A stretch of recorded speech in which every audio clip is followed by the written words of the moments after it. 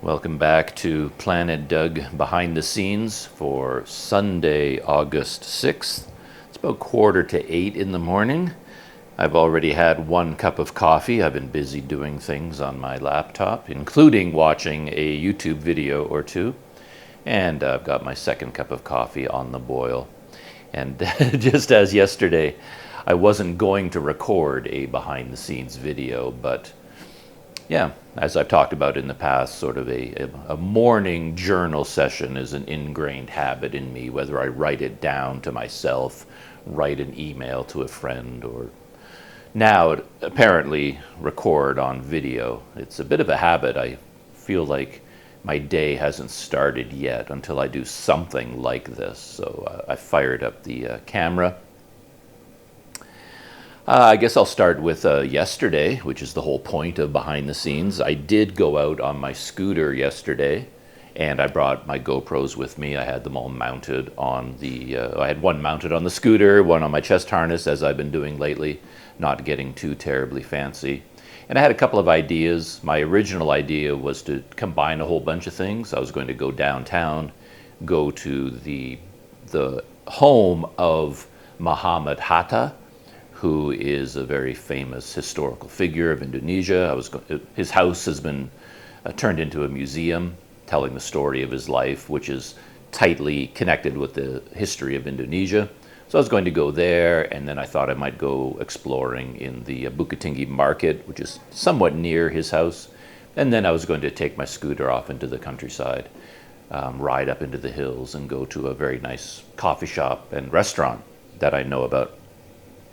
In the end, I only did one of those things. I only did the coffee shop. Because, knowing me, if I go to the museum, that'll be a whole morning. I'm going to turn it into a big event anyway, and I figured combining the museum with the market, with the coffee shop, that's going to be too much for one day. So I ended up going to the coffee shop, and that's all I did. I was just in the mood to stay out in the countryside. I figure I can go to the museum another day. And as I talked about in the video that I shot, weather was a major concern the entire time that I was on the scooter, going to the coffee shop and then coming back again. My kettle is boiling. I'll be right back with a cup of coffee. As always, it's a very delicate operation. Since I have my camera on a wobbly tripod on the mattress, and actually I have my laptop on my thighs, and then a cup of coffee, you have to be very careful as you move around. As I settle into the Planet Doug office space.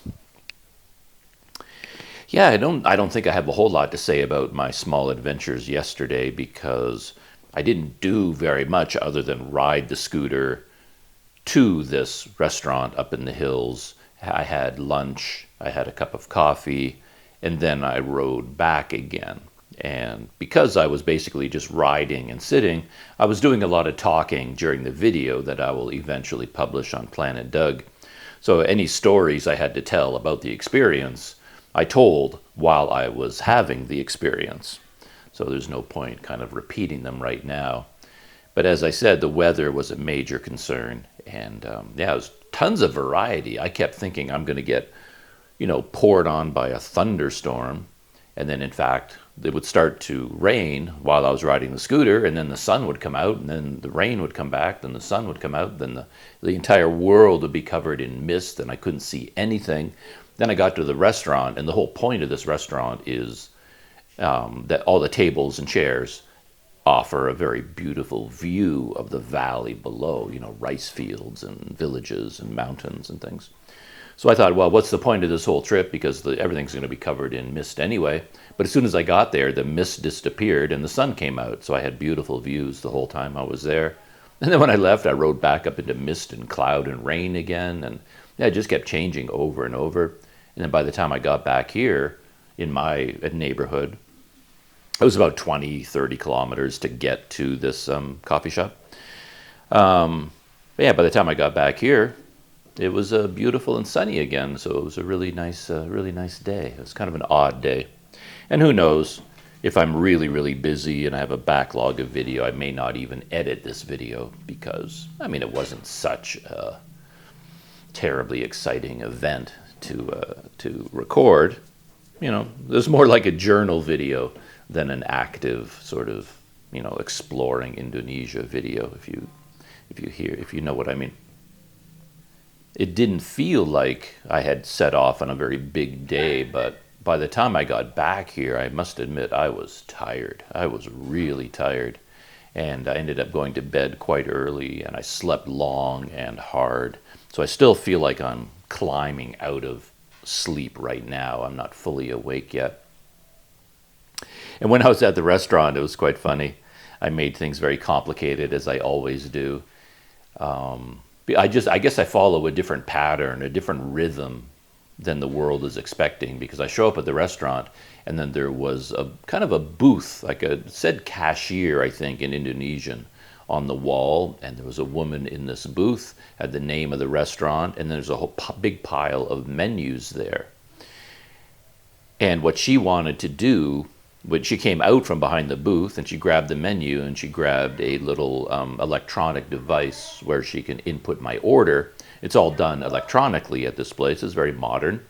And then my order would get sent to the restaurant, and then it prints out a receipt with a QR code from this handheld device. So as soon as I showed up, you know, she, being a good hostess, was going to guide me. You know, I could choose my own table. There weren't that many people there, and then she was going to take my order. But of course, I didn't want to do any of that yet. I wasn't ready to sit down. Of course, I've got my GoPros running, and I want to walk all around the place. I want to explore it, look at all the tables, look at the views, shoot some video, talk about it, and then eventually pick the table where I'm going to sit. And of course, I don't want to drag this poor woman all over the place with me as I choose my table. So I'm trying to explain to her what it is I'm going to be doing, and I don't really want to sit down yet. And then, I finally got this across to her, and then she kind of says, well, she spoke English, and, just come back and get me when you're ready. When you know where you're going to be sitting, come back. And then, of course, I feel guilty because the table that I chose was downstairs, down this long flight of stairs. And so now she's going to have to leave her booth and come all the way down the stairs to my table and then go all the way back up again. But yet I know I'm only going to be ordering a cup of coffee to start. Again, because of the rhythm of my life, I don't want to sit down and order a drink, a coffee, a dinner, and a dessert, because they're all going to come all at once. The food is going to come first, and then the coffee is going to come in the middle of the meal, and I really have specific preferences. I want to sit down, have a few minutes to myself, enjoy the scenery, order the coffee, have the coffee come, drink the coffee, and then after a while, when I'm ready, I can order the food. So now I'm making this poor woman, because she insisted on coming with me. I was trying to tell her that, well, I can just order the coffee now, and you don't have to come all the way down there just to have me order a coffee and then come all the way back up again. But she needs to see where I'm sitting, and their system is she needs to know my name, because they put the name into the, just your first name. It's not like, passport number or anything, just an ID, like at Starbucks. At Starbucks, I would always tell people my name was Bob, because it was easier to spell and pronounce. But anyway, she needed to do all this stuff, so then she came all the way down with me, and then I was like, okay, this is the table, this is where I'd like to sit. And I feel so awkward. I don't even want to sit down. So basically, I'm still standing, and I'm looking at the menu, and I'm explaining to her, okay, like, I just want to have a coffee right now, but I'll order food later. I don't know what their ordering system is like. Maybe they put in an order and then they close it, and then it gets all complicated and confused. So I'm trying to explain to her what it is I want to do. And anyway, in the end, it all worked out, I guess. I ordered my cup of coffee, and then she went away. She came all the way down and went all the way back up again. And then the coffee came. Coffee was not that great. It was just so... Yeah, I talked about this in the video, so I'm repeating myself now, but she said they have, different levels of sweetness. This place was clearly popular with foreigners. There was even a group of like 6 Germans sitting at a table, and they were really hooting and hollering, like a very loud group Felt really odd to be there with all these quiet couples, like Indonesian couples, and then this group of Germans were just like an uproar was coming from their table. They just felt very Western to me. It was like they had a whole different vibe to them. But I think a lot of foreigners do end up at this place for some reason. I don't know why they would, but they've gotten used to asking for sweetness level. I think you don't ask Indonesians that, I don't think, because they just want super sweet for everything. And then same thing with spiciness. They have a spiciness level, level 1, level 2, level 3. Same thing for sweetness, level 1, level 2, level 3. And I think the Indonesians would just get the spicy. And in my case, of course, I ordered, the minimum amount of sweetness, I think, or did I say number 2? I can't remember. But anyway, whatever I got, it was so sweet. Made me pucker. I take a sip. There was so much sugar. It was not a very good cup of coffee. I don't even know how they made it. It could have been instant coffee for all I know. Could have been brewed coffee. I don't know. And with the spicy food as well, I got some chicken, ayam gebrek, with rice and veggies. A pretty standard meal here with a sambal, a spicy sauce. And again, I got medium spicy, but it was really, really spicy. So I think even the lowest level of spiciness would still have been very spicy. And then the highest level must have been on fire when they brought it in, like flames coming off the top. So yeah, the reason I was telling that story was because this woman that I was talking to, the hostess, she sort of looked at me and she seemed really concerned about me. Even when I left, she was telling me, like, be very careful, because she saw I was riding a scooter, be careful, and she was kind of worried about me. And I think she saw me as a frail old man that needed to be cared for. And then at one point she looked at me and said, "Sir, you look so tired. You're so tired." And yeah, I mean, when I look in the mirror here, I always look exhausted. I just look tired. And I don't know why that is. I don't feel particularly tired right now, but when I look in the mirror, I just look on death's door. I just look exhausted, like I'm just worn out or something. And it really struck me when she said that. She's like, "Sir, oh, you look so tired." She was like real concern in her voice that there was something wrong with me. Yeah, got me thinking. It's like, is there something really wrong with me that I don't know about? It's like, why am I so exhausted all the time?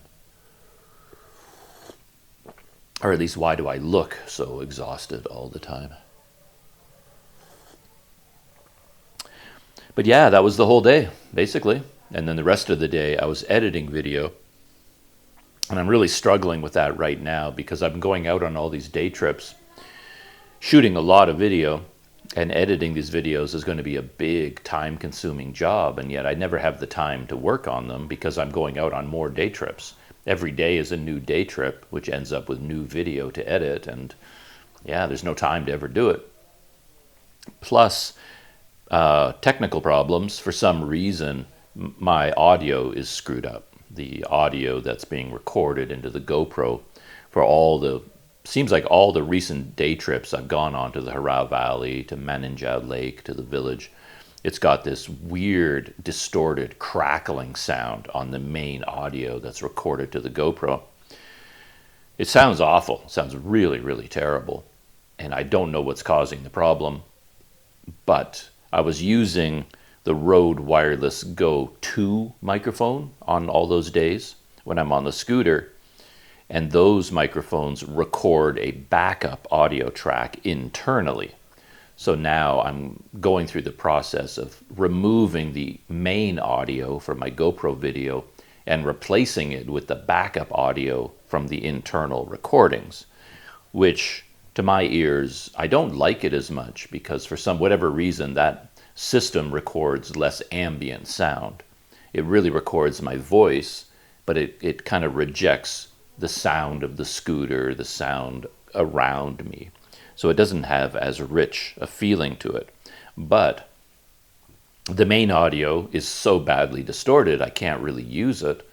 That's the audio that has all the ambient sound, so I have to use this. And it makes the editing so slow because it's not divided into video clips. The way this system works is when you turn on the Rode microphone, it starts recording internally and just records internally forever until you turn it off. So when you power it on, it starts to record.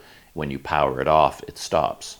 So you'll end up with a 4-hour audio clip. Like if I turn it on in the morning and just leave it on for the entire trip to the coffee shop and back, it would end up having like a 6 or 7 hour single file of audio. And then I have to search through it to find all the tiny little pieces that match up with each individual video clip. And it is so time consuming and so complicated, and it's just, it's more work that I didn't need. So that's what I was fighting with yesterday. And it's such a slow, methodical process. The way I shoot and edit video, it's really, yeah. Maybe that's why the exhaustion is here. I'm just so exhausted because I was working on this ever since I got back from the coffee shop. I was working on the video, the very first day trip I took. I'm still not even done that video, and I worked on it all the rest of the afternoon, all the way through the night. And all I basically did was turn off the light and close my eyes to go to sleep. And as soon as I turn on the light again, back to editing. And it's not like I'm doing fancy editing. All I'm doing is cutting and splicing. There's not, whenever I say the word editing, I feel like I'm not conveying what I'm doing, because editing implies, music and transitions and graphics. That's editing. But for me, editing, all it means is cutting and splicing. And that's all I do in terms of editing. And that just takes forever to do. So, yeah. Sir, you look so tired. Should we call an ambulance for you? Why are you so tired? And speaking of editing video, that's a good transition into the next thing on my mind, and that is this YouTube channel that I've been watching. Probably it's my favorite channel right now, called 2 Up and Overloaded. I talked about them in a previous behind-the-scenes video. This is an American couple who travel around the world by motorcycle, and their latest series of videos is about their motorcycle trip in Java. So they're here in Indonesia. And I like them. I like them as people, really interesting people.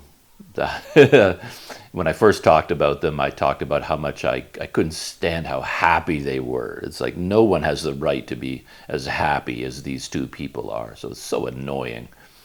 But I'm just joking about that, obviously. And at the beginning of every video, they sing a song. Like their introduction is a song that the two of them sing, a song that they wrote themselves. And I'm not a big fan of that. So okay, they're happy. All right, I'll grant you your happiness. I can see past that. But they're so happy that they're singing. And it's like, no, that's a bridge too far for me. I'm not gonna listen to you sing. So I fast forward through their intro song every time. Yeah, I can't sit through that. I'm not a big fan of singing, apparently. But they have a very interesting editing style, which I don't think I've seen before. I don't think I've seen anyone do it as routinely as they do it. So in a way, they're doing behind the scenes, which I really like. So in fact, I do follow all these other travel vloggers who shoot standard travel videos that are linear, right? The video starts in the morning when they set off to do something, and then it just goes all day until the end of the day, and then the video ends. They're recording their experiences in real time, basically. But 2 Up and Overloaded, Marissa and Tim Notier, I think. Yeah. They have an experience and shoot video all day long or over several days, and then they narrate the story of the previous experiences. So the two of them sit down together, they set up a camera, and they sit down in front of the camera and then tell the story, just as I'm doing here in Planet Doug office here. But of course, they do it far more professionally. They choose a beautiful setting, really nice location, outdoors, very scenic, and then they tell the story of what they did over the last day or several days. And then they take video clips from those days and insert them.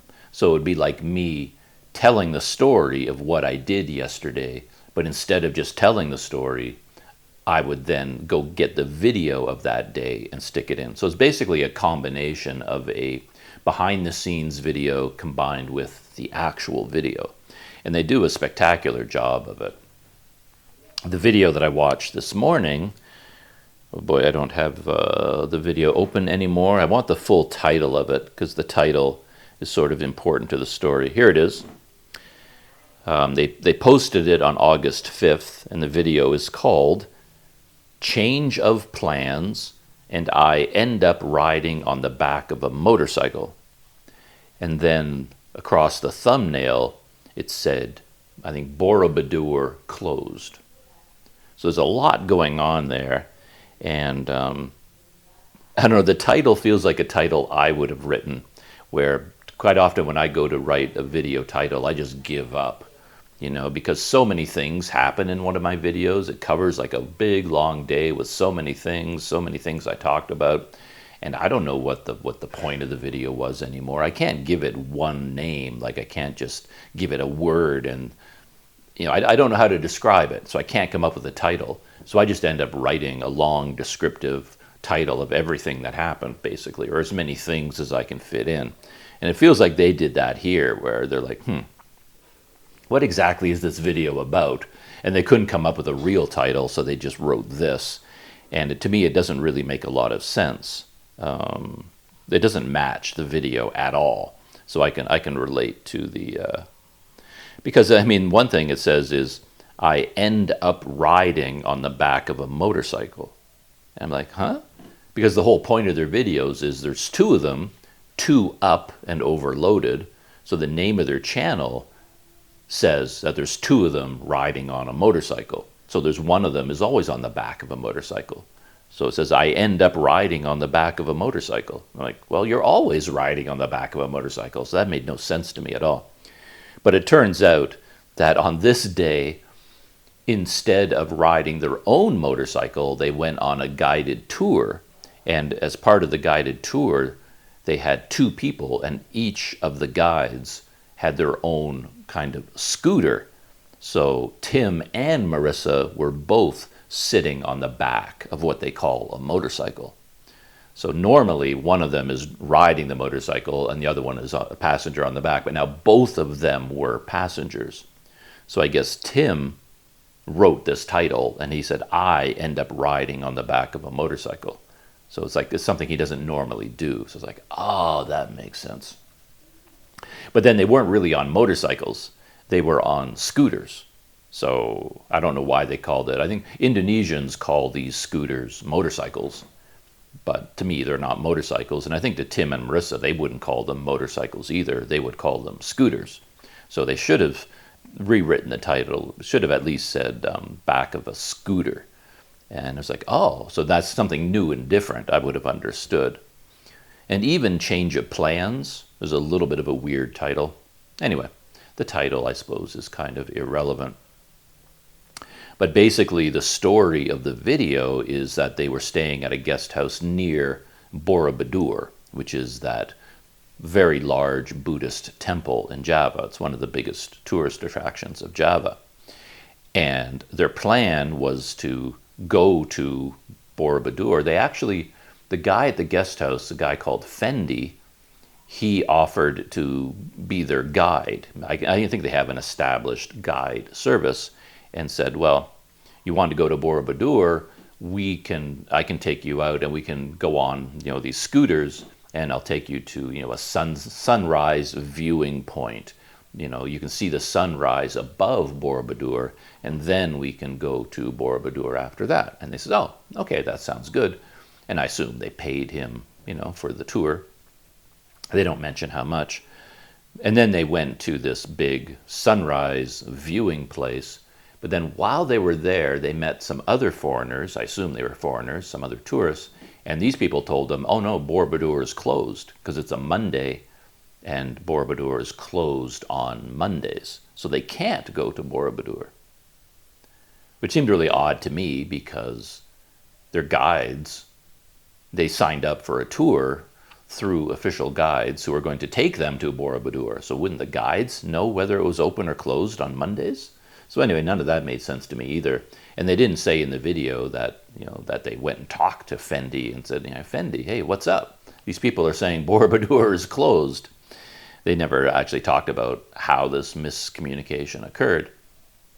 But then, because Borobudur was closed, they did something else, and then Fendi and the other guide took them to a whole bunch of local places to visit, like smaller Buddhist temples, and then a monastery, and a place where they make soy products. It's exactly like the soy farm that I went to when I was cycling up here. And then they went to like a honey production place. So they went to all these, like not big factories, but village, family-run businesses, where they make their own soy products, where they make their own honey, things like that. And so to me, that's what I find very, very interesting. So I found the video really fun to watch. I watched it from beginning to end. A lot of these travel videos, like the travel vloggers that I follow, I find it hard to stick with the video from beginning to end because, I don't know, just get bored. But with their videos, I don't get bored. And I think it's a combination of the narrative structure they use, that they do a behind the scenes voice, like narration. They tell the story, which keeps me interested and engaged. And I like the things they do, like when they stay in these small villages and they go to the small soy milk or soy product farms and see how the farmers are processing the soy products, and the honey, the bee farm, and they went to one of those coffee places where they get the coffee from the civet cats. They eat the coffee beans, the coffee berries. I guess they eat the berries, but then they poop out the coffee bean. And then that coffee bean is used to make coffee, and I guess it's a specialty coffee. Indonesia is well known for this, and it's like the most expensive coffee in the world sort of thing. So I went to one of those places as well. So I found all those experiences interesting. But I guess the thing that I've been thinking about since I watched this video is how much I like the video, and their production values are so high. Tim, I think the two of them working together is really a good idea because it divides the work. He seems to be very interested in photography. He probably flies the drone. And I noticed today, it's not listed in their gear list, but around his neck he has a big camera. And I saw on the camera strap OMD. So it's like an Olympus camera. So he has a Micro Four Thirds, it looks like one of their very expensive professional models. So he uses an Olympus Micro Four Thirds camera. And it shows, they have very nice image quality, really nice audio, really beautiful video, drone shots. Yeah, everything about it is nice. And then they do a lot of that fancy editing that I'm talking about. All I do is cut and splice, but they do a lot of transitions, beautiful music. I find the music matches. It's very well selected music. On and on, I think they do a really amazing job with their videos. High production values, professionally done. And yet, this video, at the moment, has 891 views. And that just really confuses me. How can a video this good, this interesting, and this professionally made have less than 1,000 views? I really don't get it. I feel like I must be missing something. And it's even short enough, It's not like the video is too long. It's 24 minutes long, which is, I think the gold standard for YouTube travel vlogs. too up and overloaded. Yeah, why did their video get so few views, under 1,000? I mean, they just posted it on August 5th, so it hasn't been up for a while. But there's another guy, I don't really watch his videos, but I became aware of him, Zane Travel. I talked about his channel a few days ago because he showed up in Malaysia, Kuala Lumpur. And I watched a couple of his videos when he first arrived in KL. Then he went to Batu Caves, things like that, Petronas Towers. And I was just curious about who he was, the history of his travels and things like that. And he also just arrived in Indonesia. He flew to Jakarta. And so here's his video from Jakarta. And it's such a typical YouTuber video where the title of his video is "Modern Jakarta Blew Me Away," and in brackets, "surprised by this." It's just such a common YouTuber travel video title. Everybody uses that. And then on the thumbnail, "Modern Jakarta, shocked." So I've often joked about how everybody uses these same titles, how in the video title, it's, this amazed me, this surprised me, this shocked me, this blew me away. He used all of them in the same video, right? He's got shocked, surprised, and blew me away all together in the same video. And his video has zero production value. It's just, him with a GoPro with his face like filling most of the video the whole time. There's just no production value at all, and it's just linear. I guess he went to downtown Jakarta with all the skyscrapers, like the modern places, like luxury shopping malls, with Louis Vuitton and all these fancy brand name stores and skyscrapers, and he went into the Jakarta transit system. I only watched a few minutes at the beginning, so I'm not sure what else he did. But I think he went to a fancy coffee shop and had cheesecake and nice coffee, and he's just got the GoPro. And it's just a very straightforward, linear account of him walking around this modern, super luxurious neighborhood of Jakarta.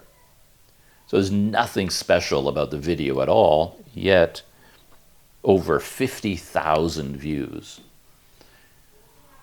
It just seems weird. Like, why would 50,000 people watch that video and less than 1,000 watched this too up and overloaded video, when in my books there's like no comparison between them? So much work went into the too up and overloaded video in terms of production value and editing. And they went to so many interesting places, beautiful drone footage. Yeah, they had it all. So why less than 1,000? And yet Zane Travel, over 50,000 for that, relatively standard video, Yeah, bit of a mystery. Yeah, that's what I was thinking about this morning. And I think that's it for Planet Doug and a YouTube update. I suppose I can do a bit of a pop culture update.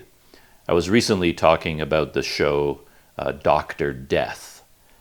And I hadn't finished the series yet.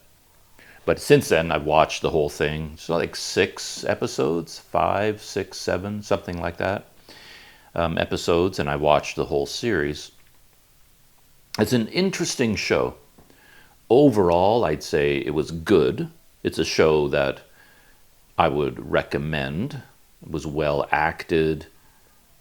Entertaining. It was kind of a gripping story based on a true story. Hard to watch, definitely, because it is all about a neurosurgeon who does surgeries on, like, spinal surgeries. And there's a lot of graphic footage of operating on people's spines. And of course, as you can tell from the title, Dr. Death, things don't go well. So there is a lot of gruesome, really gruesome, horrible things happening while this doctor, who is either incompetent or evil, basically chews up these people's spines, and leaves them quadriplegic, in horrible pain, like just damages them very, very badly. These poor people go in for back surgery because they have pain in their back. And then when Dr. Death is done with them, they're paralyzed from the neck down, or they're in much worse pain than they were before, or they, paralyzed from the waist down, or like something awful happens to all of them. And the show is the story of this doctor, who he was, and like what happened. Like, how in the world can a surgeon do this and kind of get away with it, and why? Like, why did it happen?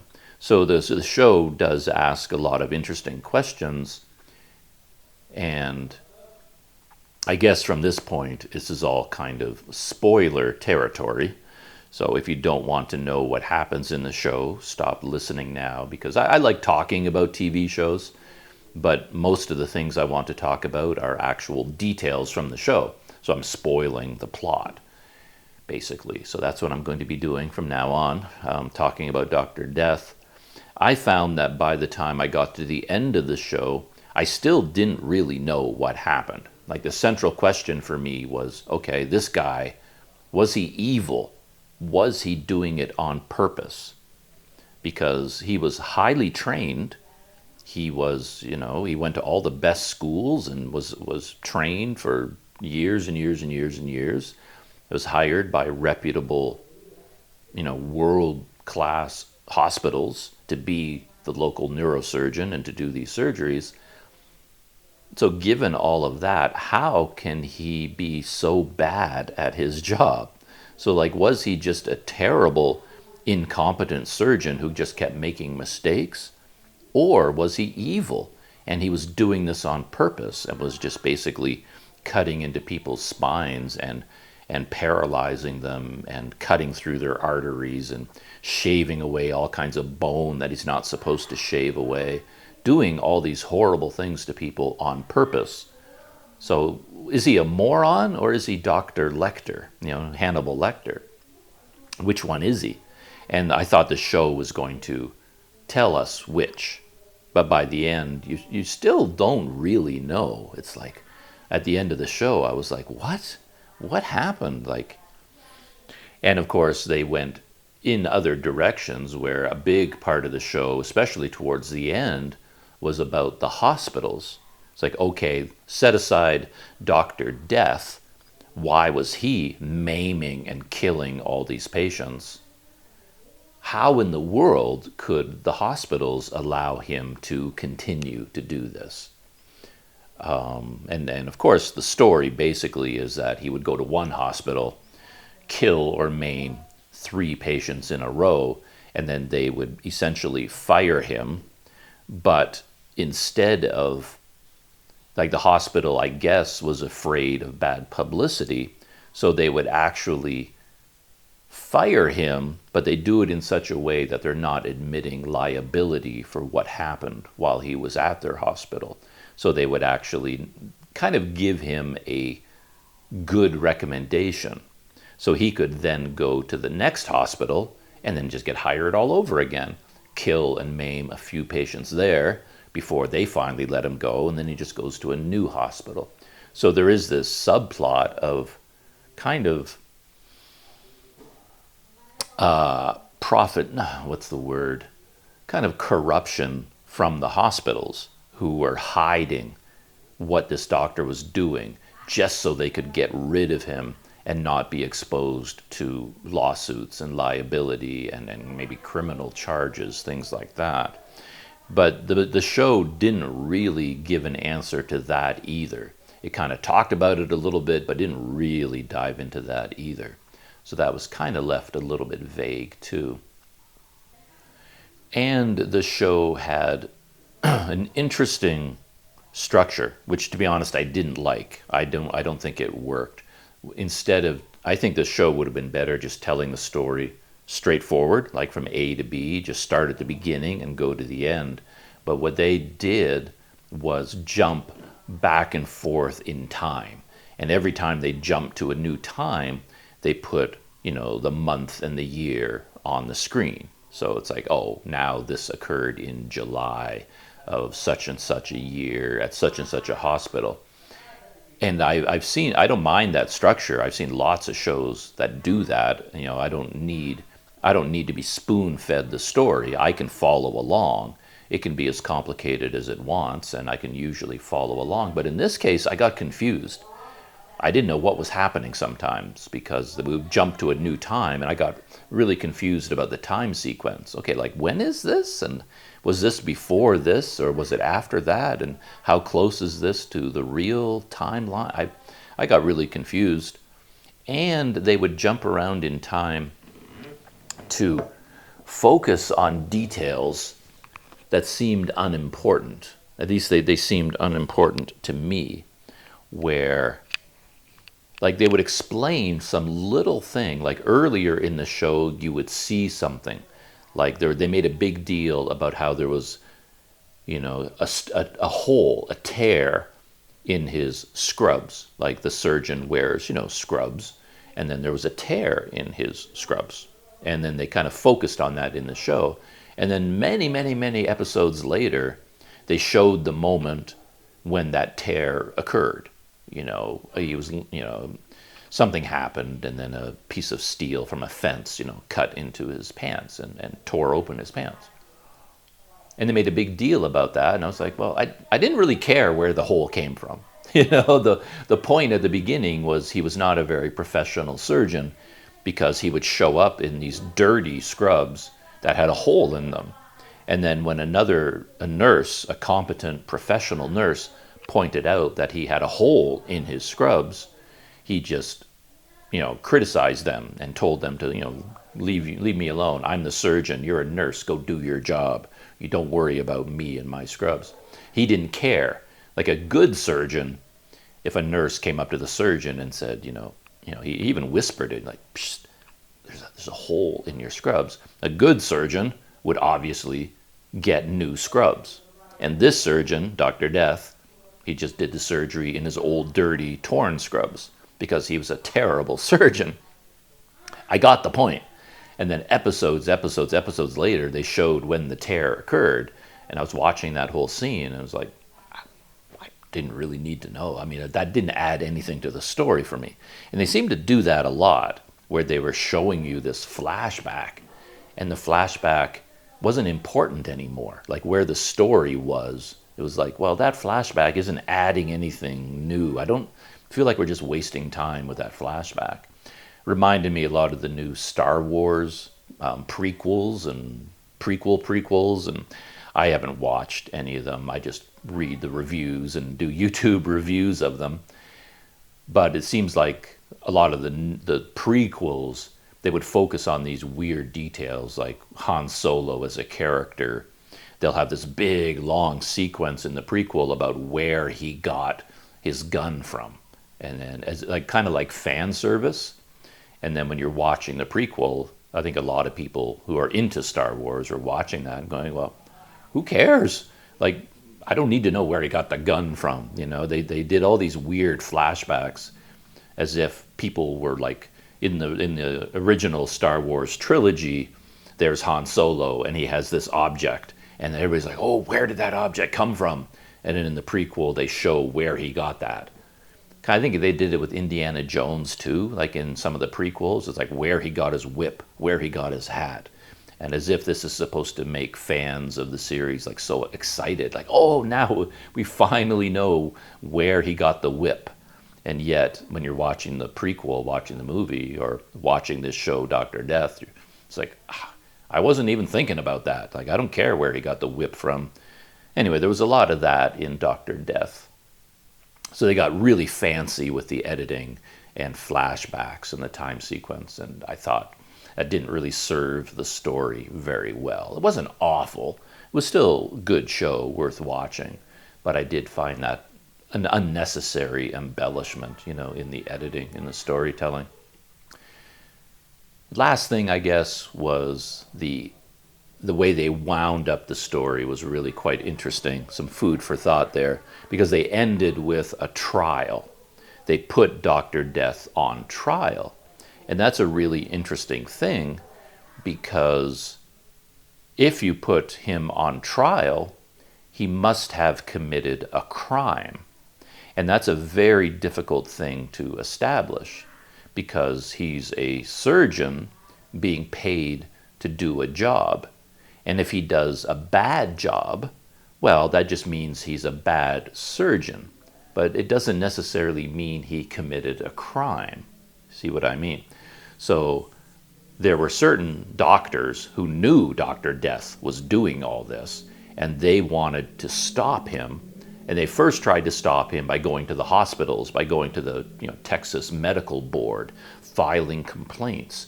And yet none of these medical official bodies, none of the hospital board of directors, none of them would step in and do anything. So they couldn't, they wouldn't suspend his license. They wouldn't do anything like that, despite the evidence that he's like the worst surgeon on the planet, and he practically kills or maims every patient he operates on. You'd think they would take away his medical license, but for whatever reason, they wouldn't, and this couldn't happen. So the two surgeons trying to stop Dr. Death, they thought, well, what's left? Maybe we can put him in jail. So we need to accuse him of a crime. But when you think about it, say you hire a plumber to come to your house to fix, your bathroom or something, and then he does a terrible job and floods your house. Well, he's a bad plumber. Maybe you can sue him in civil court for damages, but he didn't commit a crime. You hire a painter to paint your house and he splashes paint all over your expensive sofa. Well, he's a bad painter, but you can't exactly accuse him of a crime unless he did it deliberately.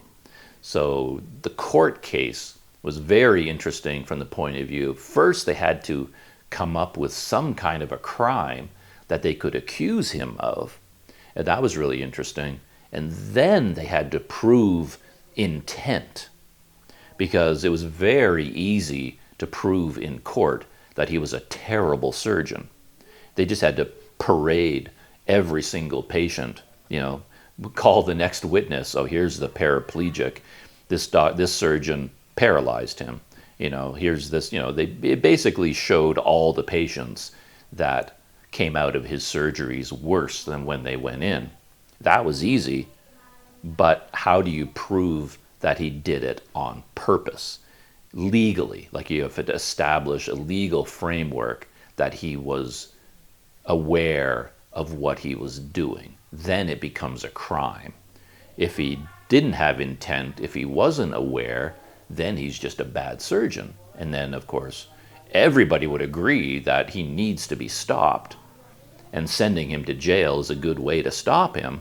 But, if you're sitting on the jury, well, you have to be convinced that he did it on purpose. He committed a crime.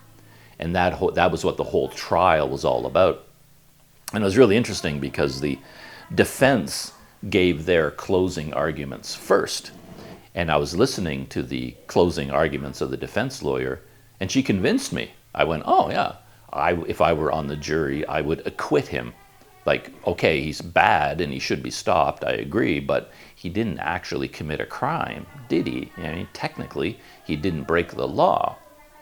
But then the prosecutor gave her closing argument, and she completely convinced me of the opposite. And after the end of her speech, I was like, well, yeah, he did commit a crime, and I would have convicted him if I were on the jury. So, yeah, I found that very interesting. It was a very thought-provoking, very intellectual sort of exercise. Courtroom dramas are quite fascinating from that point of view. So, yeah, I enjoyed that quite a bit.